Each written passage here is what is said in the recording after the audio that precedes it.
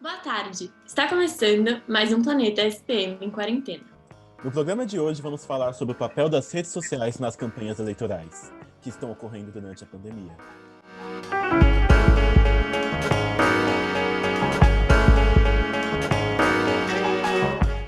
As plataformas digitais viraram um meio essencial para a propaganda política desde as eleições de 2006 no Brasil. Vamos entender melhor como tudo começou. Na época, mais de 1 milhão de pessoas entraram em comunidades da extinta rede social Orkut, relacionadas aos candidatos à presidência da eleição daquele ano, Lula da Silva e Geraldo Alckmin, segundo o levantamento do Centro de Altos Estudos da SPM. Nas circunstâncias da época, as redes sociais não tinham o poder de influenciar eleições no Brasil. Mas naquele mesmo ano, elas custaram a reeleição de um senador do estado da Virgínia, nos Estados Unidos, por causa da disseminação de um vídeo no qual ele praticava racismo contra um hindu. Desde então, muita coisa mudou nas campanhas. Mídias como o Facebook e o Twitter entraram em cena, como possibilidades para os candidatos e políticos se comunicarem com suas bases eleitorais, divulgarem suas propostas e pedirem doações. A cada ano eleitoral, torna-se impossível vencer uma eleição para um cargo relevante sem utilização das redes sociais. Na eleição presidencial deste ano, nos Estados Unidos, os candidatos concentram-se quase que exclusivamente nelas e possuem grandes equipes que empenham-se na criação de vídeos de grande impacto, nos posicionamentos em relação a temas relevantes e principalmente nos ataques aos adversários.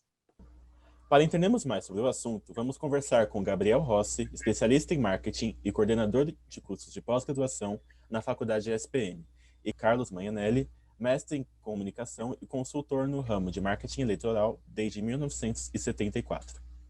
Agradecemos ao Gabriel Rossi e ao Carlos Manhanelli por participarem do nosso programa de hoje. É um prazer receber vocês. O prazer é nosso. Um abraço. Agradeço também. É um prazer. Obrigado. As campanhas políticas pela internet estão tendo muito mais importância, principalmente devido ao maior alcance proporcionado por essas mídias, quando comparadas ao rádio e à televisão. Gabriel, quais são os pontos positivos e negativos desse maior uso das redes sociais? De alguma forma, as redes sociais já estão presentes na vida do cidadão. Os nossos políticos não estavam, ou ainda não estão acostumados a dar satisfação, a ouvirem o eleitor. Então, eu acho que a internet ela quebra um pouco essa lógica e a gente tem muito a evoluir nesse sentido. Agora, o ponto negativo, claro, é que numa sociedade polarizada, a rede social também provoca uma guerra, não é? Com fake news, com agressões, e a gente começa a se distanciar bastante do debate saudável político. Carlos, qual a sua opinião sobre o impacto das redes sociais nas eleições? Toda vez que você tem um progresso tecnológico na comunicação, você tem um progresso tecnológico também nas campanhas eleitorais. Assim foi com o rádio, assim foi com a televisão, assim foi com a imprensa e assim está sendo com a internet. O governo decidiu, com a pandemia, dar aulas via internet para o ensino básico. E aí ele descobriu uma coisa interessante que tanto eu quanto o Gabriel a gente já vem descobrindo e falando isso há muito tempo, tá? 1/4 dos alunos não tem acesso a computador e à internet.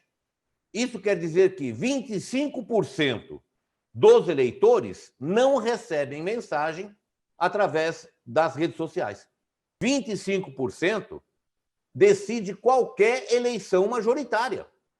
E eles estão fora da rede social. A nossa equipe perguntou o que as pessoas acham sobre as campanhas eleitorais online. Vamos conferir? Eu acho que funciona a campanha online.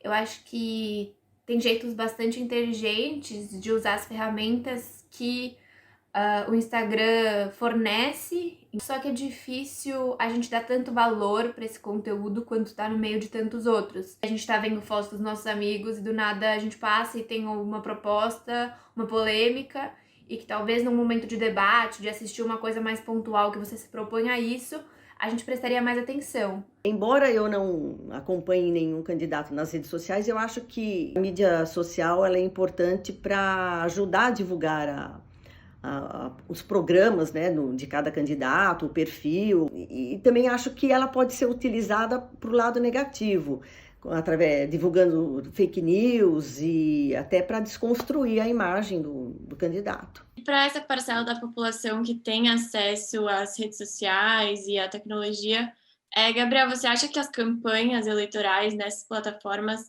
elas têm um resultado significativo? Se feitas de maneira coerente, articulada com a estratégia de marketing global da campanha, com certeza. O correto de ser trabalhado é primeiro olhar o tripé fundamental, que é a opinião do candidato sobre assuntos contemporâneos, a história profissional e política dele e como isso o capacita para resolver o principal problema da localidade e também, claro, as propostas. Nós trabalhamos com 4 arquétipos, que é o pai, o líder charme, o homem simples ou o herói. Digamos que o seu candidato representa o pai. Você não pode colocar ele no TikTok dançando lambada, porque vai contra a mensagem arquetípica do pai. Respeitando esse tripé e a linguagem arquetípica do candidato, já é meio caminho andado.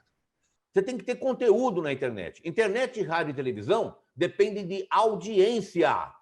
Se não tiver audiência na internet, não adianta nada você colocar coisa na internet. Há que se respeitar para que cada ferramenta foi e a linguagem comunicacional de cada ferramenta. No contexto da presença dos candidatos nas redes sociais, qual que é a posição do Brasil em relação ao resto do mundo? Estivemos na campanha, nas 2 campanhas do Obama e na campanha do Trump, e os estrategistas das campanhas vieram conversar conosco e dizer qual estratégia eles estavam usando. No caso da reeleição do Obama, foi um case muito interessante. Eles detectaram, através de pesquisa, Juan, de que as mulheres negras e os latinos não estavam votando no Obama. Nos últimos 15 dias foi feita uma pesquisa e detectado isso. O que eles fizeram? Segmentar a comunicação de uma forma cirúrgica na campanha eleitoral. Os americanos vieram copiar essa metodologia nossa. Se a gente olhar para o Brasil, como as redes sociais se apresentam, depende muito da região, da característica do pleito. A internet tem um fator maior, porque as pessoas querem mudança. E agora sim, tem uma presença muito maior. O WhatsApp entrou aí com uma ferramenta cheia de coisas, fantástica por um lado, mas também perigosa. E nós caminhamos para uma realidade que não há mais diferença entre o digital e o offline. A gente percebe uma relação simbiótica. E a própria mídia vai se reinventando também. Você acha que hoje em dia é possível um candidato vencer uma eleição sem precisar das redes sociais? Dependendo do pleito, né? Se for para vereador numa cidadezinha, para candidatos majoritários para grandes cidades, né, para grandes regiões, é muito difícil, porque você precisa manter o contato diversificado com o público. A gente trabalha muito a lei da orquestração. Você vai distribuir o mesmo conteúdo, a mesma mensagem, você dissemina esse conteúdo respeitando o contexto. Nós nunca saberemos ao fato o verdadeiro poder da internet, por causa dessa relação que eu falei aqui. O que é falado nos bares, nas escolas, nas universidades, de conteúdo que a gente consome na internet. Então é muito difícil averiguar isso.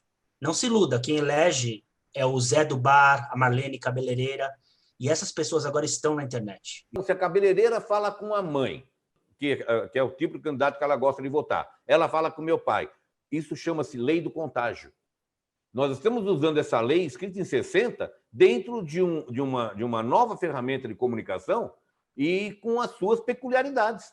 Carlos, com o maior uso das redes sociais nas campanhas eleitorais, como é que começou a funcionar a legislação? Os candidatos brasileiros, eles seguem essas leis? São obrigados.